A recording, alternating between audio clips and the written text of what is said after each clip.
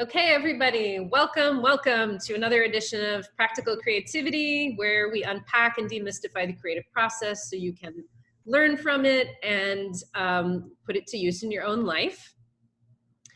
So, Bruce Yes. Riley is here with us from Chicago, and super excited to have the insider view into his studio. So Bruce, why don't you go ahead and let us know a little bit about you and what you're up to right now? Absolutely.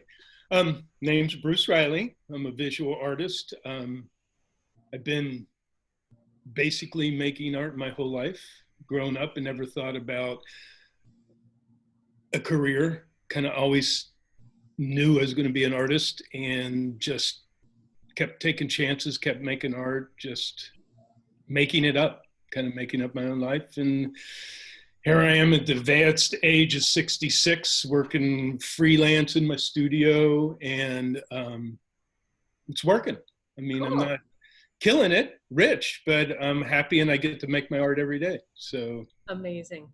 Yeah. So tell us a little bit more about your process. And I think your work is beautiful. I've been in your studio. We met through Mana. You were here in Miami for a residency, and then I came and saw you in Chicago. And I have two very nice pieces from you. So thank you very much. It's really a pleasure to see your beautiful work. And when we initially met, you talked all about wanting to be known for beautiful things. And that's definitely how I see it. So tell us a little bit more about how do you create these beautiful things? I get the feeling that every day that I go in the studio, I kind of start from scratch. I don't really have a predetermined plan. I kind of make my images come about in the making, in the process. So I'm a material nerd, and it's my investigation into the materials that allow whatever the content is I'm dealing with to come into the images. So it's work. I just work, and that's the thing that makes the paintings happen. They start out, and I hold back giving them a meaning or this is about that. I just hold that back and focus on my daily practice, the moments that I'm involved in here. It's more of an active meditation.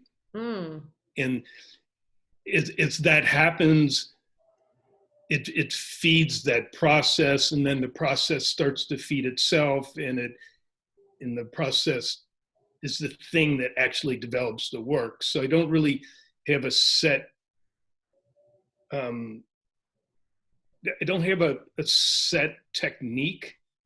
I kind of make it up as I go along, and I make a lot of mistakes, and I fix it. And it's just part of the whole process of, somebody told me once it was call and response. You make a move, you see what you did, and then you respond to what you did, and that's another call, and the whole thing just starts getting bigger and bigger and bigger.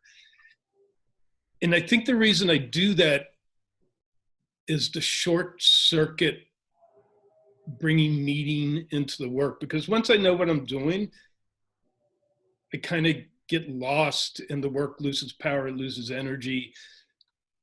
And it's the actual exploration and the discovery that keeps everything going. It's the only thing that allows me to work my studio constantly as if I was going to a job or something like that. You know, I put in at least 40 hours a week, if not more. So, amazing. And it allows the work to develop in a way like a human might develop, or at least in a way this human's developed without any plans. My whole life's been kind of unplanned. And I think it's because I've always had that central core of making something. You know, I tend to like, when I'm not making art, when I used to work for a living, I like doing things that were more prototyping, woodworking, construction, but too old for that now. But art, it's, how can I put it? it's this unfolding process that I have, that I'm pretty clueless about. I feel like I write it, I follow it, and when I really, really do know the work I made, and it's usually after the stuff is done. After it's done, it's out in the world. I start seeing what happened. I start seeing what I did, and a lot of times the titles don't get attached to the work until after they're made. Just I was going to ask you about titles because you've had some really interesting titles. it's a lot of times they don't have much to do with the work other than a visual association that I saw after I did it. As I work, I have a place on my wall where I go over and I just write. I guess it's more like haiku poetry, but not really poetry, words. I like words, wordplay, and that goes on the wall. And as I look for titles, because you have to title something when you document it, so it needs a title. So yeah. I love that. And what I'm also hearing, forgive me for interrupting. No, go ahead. What I'm also hearing is something that has come up in a couple of our other conversations with artists, which is if you're thinking about the thing, you're not really present. So what I'm hearing is like, you are so present in your work and so present in that discovery process that it's kind of like this constant unfolding. You're not thinking about the meaning. You're not thinking about making it be something. You're just kind of like allowing it to be what it becomes and discovering through the process. And I think that's a really powerful practice. Almost like the way all of us are, you likened it to being you. I think we're all figuring it out as we go along, especially at times like this, where it seems like the things that we knew are not the things that we know now, right? So I'm really enjoying hearing that about your process. Oh, cool. Yeah. Yeah. It's being an artist and making art. There's really nothing you have to do. There's no rules. It's not like architecture. You have to make sure it doesn't fall down. It's not like being a doctor. There's just no rules, and a lot of times I found when I get stuck, it's because I'm applying some kind of rule. Well, that has to be that has to be this. And it's like, well, no, it doesn't. Why don't you just look at what you're doing? And that feeds into the whole process. It's staying aware of what I'm doing and trying not to conceptualize the work too much, trying to not make that about a concept. It's because I mean, I think so much. I think all the time. It's hard to stop it. So in the studio, I can turn it off if I can. It's really difficult. Anybody that's meditating knows that. But sometimes it does happen, and you can turn it off, and you lose hours, and then you see what you did, or you walk away in disgustion and come back the next day, kind of cowering. You go, oh, that's really beautiful. You know, it's. I like that lack of control. I like that mystery involved in the work because we're so small in the universe. And to think that what we know, what we think covers everything, it's like, no. My concepts couldn't possibly cover everything, my ideas. But then for me, I realized my physical being is involved in everything outside of our ideas. So that must be a way to get non-human information in, new stuff in. Is to how do you let that enter if you're always thinking, if you're always involved in a type of communication that's memory based? You're always, as soon as you start thinking, you're yanked out of the present. You're going back in memory using concepts, ideas, which is a really amazing thing. It's done so much, but it's not kind of necessary all the time, at least for me, you know. And then getting that kind of control and conceptualization allows me to see what it actually is important to think about and what isn't. I love that. So, it kind of keeps you honest. And like you're saying, the meditation is like, it's not, the object is not to have no thought. It's just to notice what's happening and be able to come back.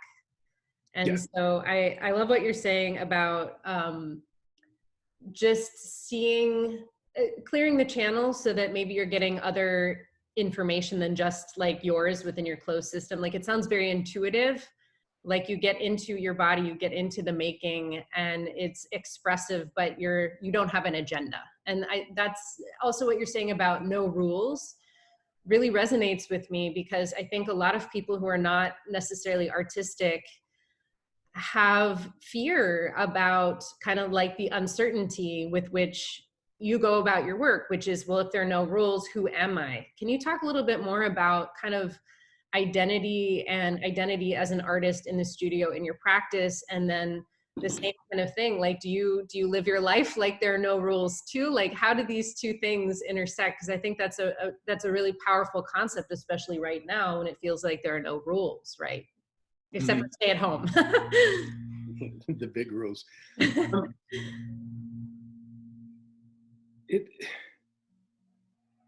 Sorry, somebody's trying to get me. I think early on, I realized that I wanted to listen to myself more than anything, you know. I think one of my earliest memories is a dream. I think we were still trying to go to church as a little kid, but I remember having a dream where this figure, God, was talking to me. And I know it's really weird, but I've never really told anybody that. I don't know why it came up now. But I was told to just do whatever I wanted, make sure I didn't hurt people. Oh, cool. And that stuck with me. And that dream actually transformed into another series of dreams that gave the energy for a whole narrative, oil painting chunk of my life that I've left. But yeah, rules are needed, and I use them. I use rules to set up my studio. I use rules to develop this infrastructure. I use rules to develop this safe space. I use rules to get the material, the materials. But once I'm here and everything's moving and everything's going along, then it tends to open up. And I don't know how else to say it. There's no playbook for this. There's no ABC to approach that state of being. And I think it's something that only an individual can really find for themselves by investigating, by being fearless.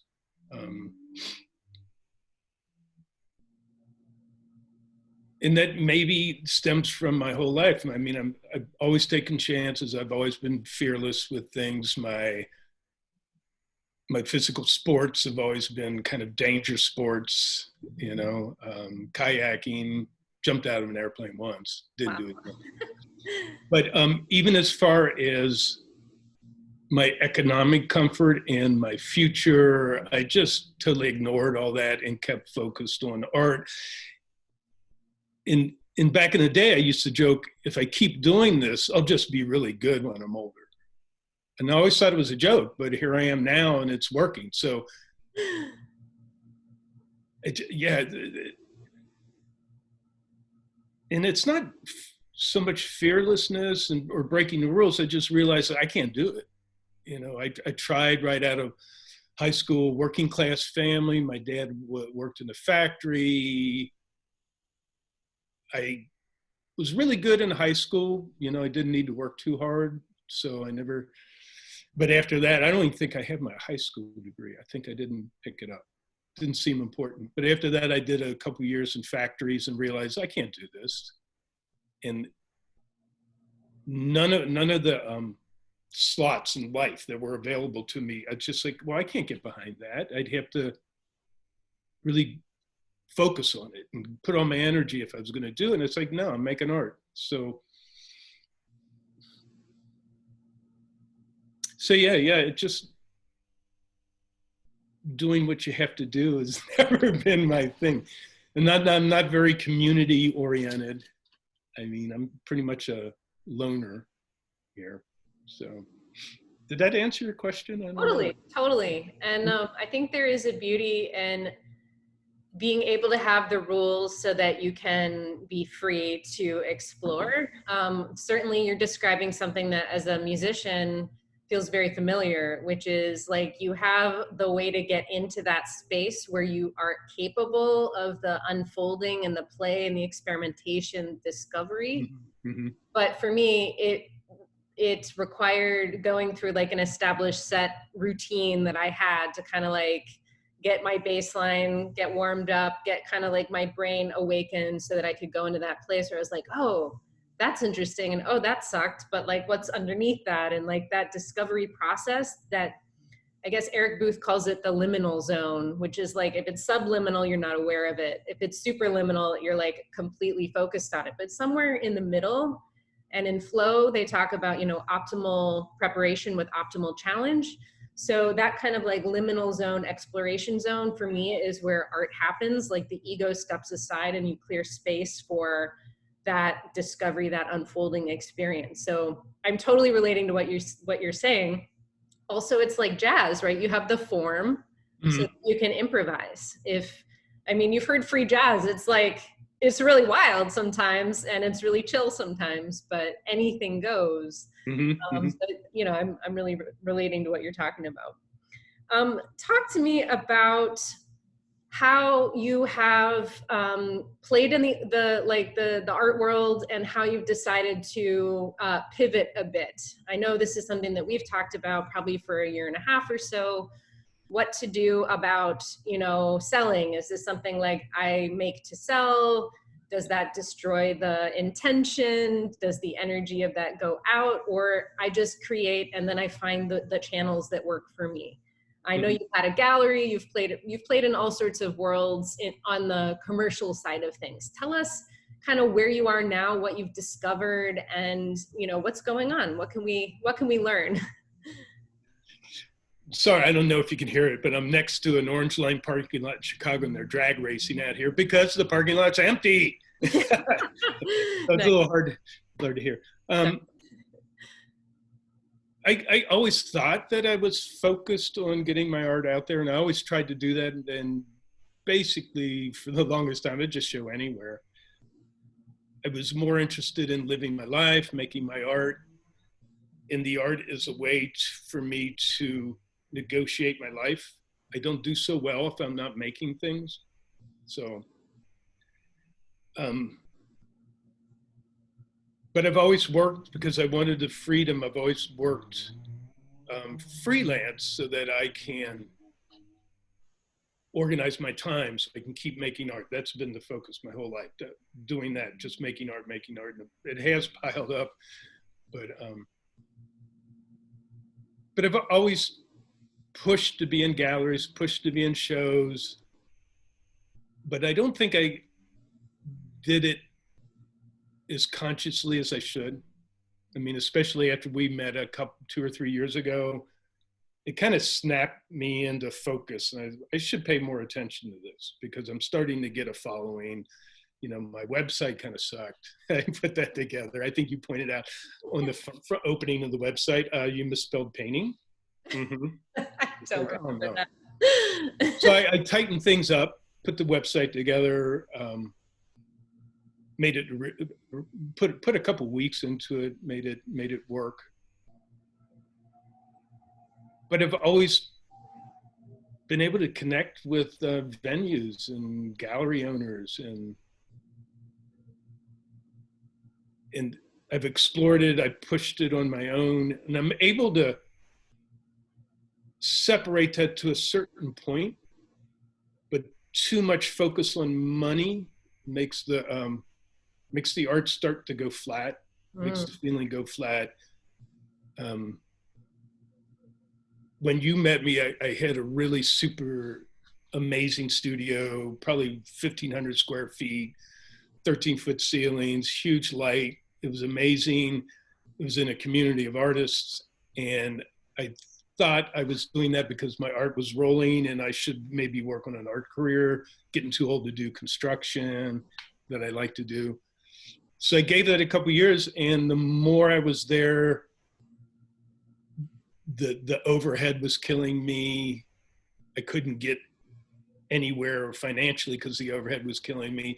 Then I realized I was making art to try and second guess where it should go. Mm. And I made some really, I don't even think people would notice the work when I'm talking about. I mean, because the work sold and it went around the world, but I was losing it. So moved the studio across the street from my house, and then all of a sudden everything is starting to blossom. And I guess I'm doing more than I used to, but I couldn't put my finger on why that is. I've got a whole new revenue stream of images that's starting to come in, starting to get more interest in the paintings in the Netherlands, sent a new shipment over there. And the guy was reluctant to take the work. And then when he saw it, it just knocked the socks off. He's like, I had no idea. It's like, well, that's what I'm trying to tell you. You need to look at the work. Yeah, the work doesn't document, think all my work, the viewing distance is arm's length. So you take a picture of a 4x8 and it kind of loses that arm's length, viewing distance. So,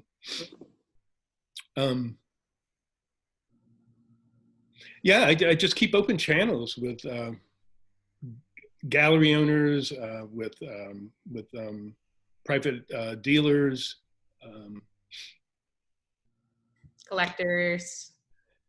collectors. Yeah, I'm starting to get on the newsletter bandwagon. I haven't quite developed that exactly perfectly yet, but yeah, I do send out things to collectors, and I have an Etsy shop where I mess with more smaller experimental stuff, trying to figure out how to get the work out there, how to price it, because I work in layers right now, so there could be a painting that has the equivalent of 5 paintings on it. Mm-hmm. And then there's a painting that's a one-shot painting. So how do you price that? So Etsy's been a way to help me deal with that. So I think you bring up a really good point. And just based on our conversations and knowing you for a couple of years, it sounds like your time in the studio and feeling pressured, and it almost feels like that wasn't really you. And so coming back to home base, where you're surrounded by you, and you said at the beginning, like, I'm a homebody, so a loner, whatever your term was, like, that is you creating and you discovering and being in your world, and that's where you feel the most confident in your work, because there's no purpose to it other than you have to make. And I think that's something people really pick up on. And your work is absolutely beautiful. I hope you'll show us a piece or two. But your identity and the identity of your work seems very, very I don't know, like there isn't an agenda behind it. And I really like that about you. And I really like that about what you're describing about your work. And I think it carries. But you recently sent me a piece that was a report for a foundation where this is like medical research, and they had like full bleed images of your work. And I just thought it was so elegantly and beautifully presented. So that's something that I never expected, but I think it really presented your work so beautifully. Mm-hmm. And made them look really good, in my opinion, Mm-hmm. But show us a piece or two. Yeah, I had a couple here. They're, I don't know if you can, Wow, beautiful. It almost reminds me of Venetian glass. This is, it's on an old panel. You can see, like, some of my paintings will sit around for 10, 15, 20 years. I just start stuff all the time, and then it gets shelved. And the past couple of years, I've been cleaning out all the older work that I kind of rework on, but I'm starting a whole new batch. And the way I work everything, I'm always like, oh, this is the best I've ever done. I've always feel that kind of, oh, well, this is the best. I'll never, it just keeps growing. It keeps growing, keeps growing. But yeah, I don't think you can really see these. So these are more like sketches. Oh, yeah. There was a time where I was working with just pattern making, dots, circles, dots. I was working with translucent colors. So this is just a sample panel and a piece of plexiglass that had dots on it. And then it got this one painting. Ha. Nice. Yeah, they're really burning up that parking lot. But can you describe the process? So what we're seeing is kind of, it looks like ripples and drips. Like, how do you actually achieve that that effect? Well, I work flat. I work with self-leveling mediums, so that I work with gravity, which is actually the one force in the universe that defies a grand unified theory in physics. They just can't squeeze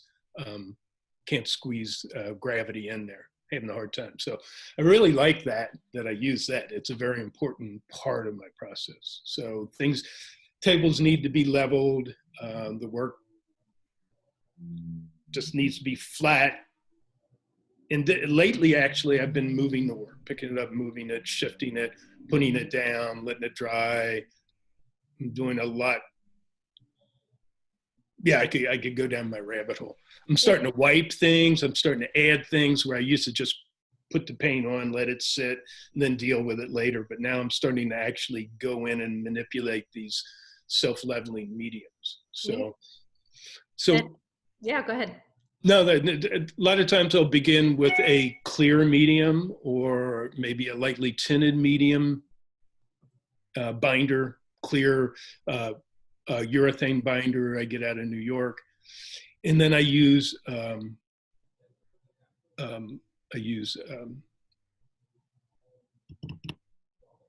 having brain fart. Pigments. Sorry, I use pigments in a liquid medium, and then depending on the atomic weight of the pigment, I can float it on top, or I can make a drop through the layer hitting the bottom. And then if it floats on top, it's like sumagashi, or what's the process where they do on the surface of water? So I can manipulate the surface tension of the mediums. So it's a little chemistry like. That's so cool. It's very chemistry like. It's a lot of action reaction, and then a lot of mediums will open up that surface tension, or it will gather up the pigment as it drops through a layer and hit the bottom and do something else. So what does a mistake look like in that kind of work? Like when you make a mistake, what does that look like? A real mistake would be a complete failure of the paint to adhere, which doesn't happen very much anymore. Doesn't happen. Like it just floats right off? No, it'll crack and fold away. It'll okay. pull up from the panel, but visually, I just can't make a mistake. I can make really, really clunky, ugly color combinations and color passages. But I found when I leave that later on, I can incorporate that with a glaze that'll make a color that I couldn't have done on purpose, because I wouldn't have allowed myself to make that ugly passage. So it's a process of just experimenting, putting down, and seeing where it goes. And I started using resin because I thought I was really making structural mistakes because things were happening with the paint, but it turned out it was the material maker. They had a glitch, or they were trying to figure something out, and the paint was fissuring open, but not cracking, but it was doing weird things that I thought I needed to lock it down. Then I'd realized, oh, I like using clear resin, and my paint then goes on top of clear resin really beautifully. And then the paintings that have multiple layers, they begin to let light in from the sides. The light goes underneath the layers, bounces around, comes back up through, mixes in your eye. I mean, conceptually, the technique's pretty old school. It's very Van Eyck. It's very glaze oriented, just glazes on top of glazes, making these luminous, glowing colors. So Yeah. it's traditional approaches using really, really contemporary mediums. I love that. Like I think of some of the masters that are around, they wouldn't be using oil paintings. They'd be using all this new stuff that's available to you. You know, why would you use oil paints? I mean, oil paints are really luscious, and I think I'm going to begin playing with them again, but they're just not very stable. They don't last very long. Right. Now, your work has been called psychedelic.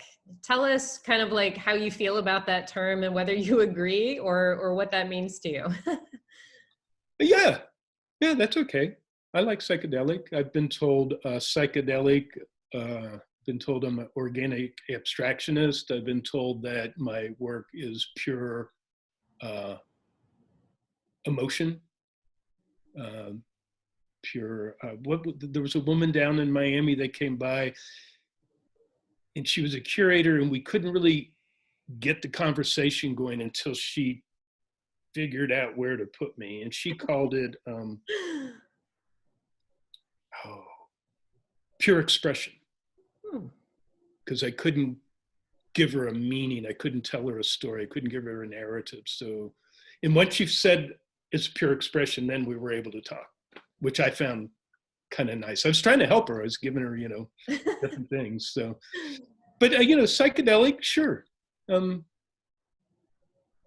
It does fit. And I do remember really liking the psychedelic stuff when I was a kid. In fact, I think the viewing distance of arm length, and I have noticed that I use a lot of square format, which I find a clunky format, but I keep using it. So, and then not too long ago, I was sitting there thinking about the viewing length of my art, and I thought, oh, you'd probably use squares, because I looked at record albums. Oh, how funny. I would sit there and look at all those record albums coming Yeah. out and listen to music and look at the psychedelic art, look at all that San Francisco lettering. That's so fascinating. I just learned something so cool.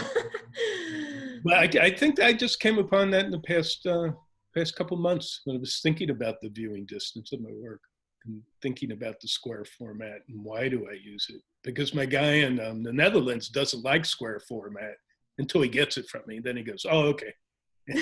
So, well, I think it's also showing that you are clearing space and grabbing things from other places, because that sounds like a completely intuitive thing that only now you're like, oh, why is that? I think that's so cool.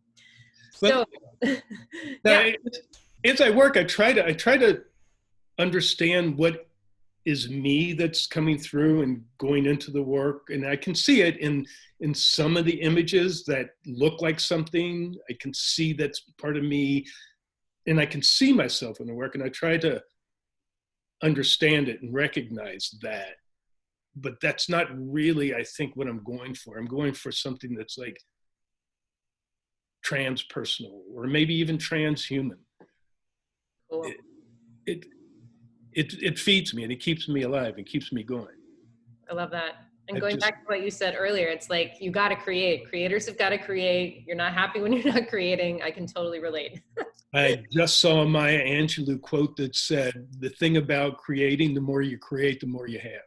You never lose it. The more you create, the more you build, the more you have. I love that. I think that. I mean, it's so real, because it just doesn't happen unless you do it. And the more you do it, the more it expands. It's funny. Also, Eric Booth, I'm rereading the Everyday Work of Art, and he's somebody who is one of the early teaching artists, actually helping people who are not artists to embrace their artistic thinking and to on purpose make artistic choices about even how to pick up a pen or something like that. So he's saying that the art is about what happens while you're making. So the artifact at the end is less important than what you have gone through in order to create it. So when I think about what you just said about Maya Angelou, the more you have, the more you have, the more of that experience in that process of becoming somebody who is different on the other side of that work that you made than you were before. Like you have a whole lot more of that person becoming than you would otherwise, which is really neat. And I think that really informs the organism. I think that really builds an amazing part of a human. It's not lost on me the effect of spending every day in the state of creativity. I mean, I just don't have work concerns. I don't have, it's just pure creating. And I like the personality that's built.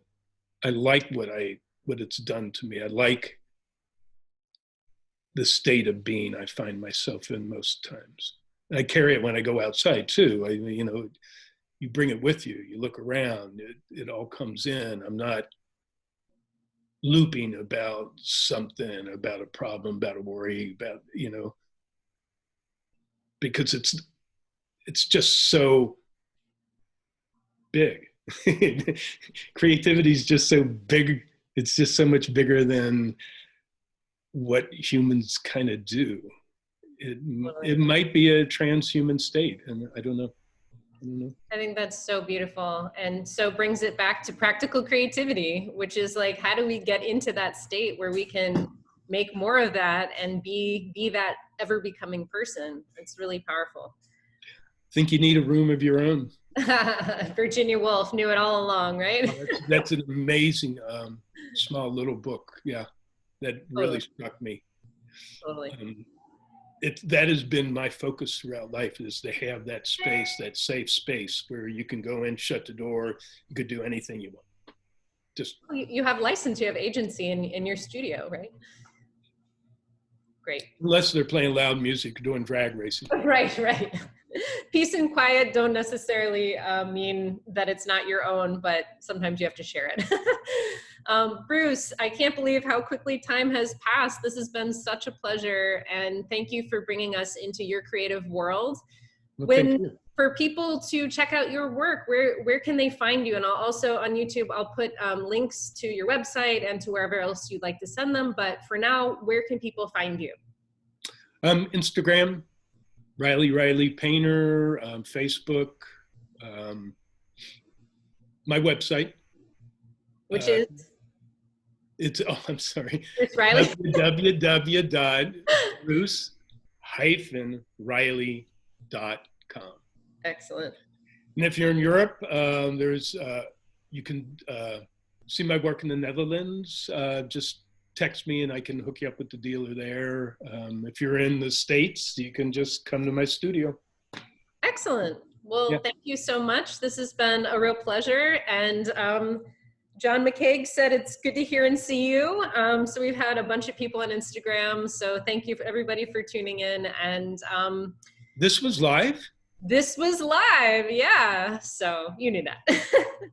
Anyway, thanks everybody. Thank you, Bruce, and everybody stay creative. Thanks everybody. Keep arting.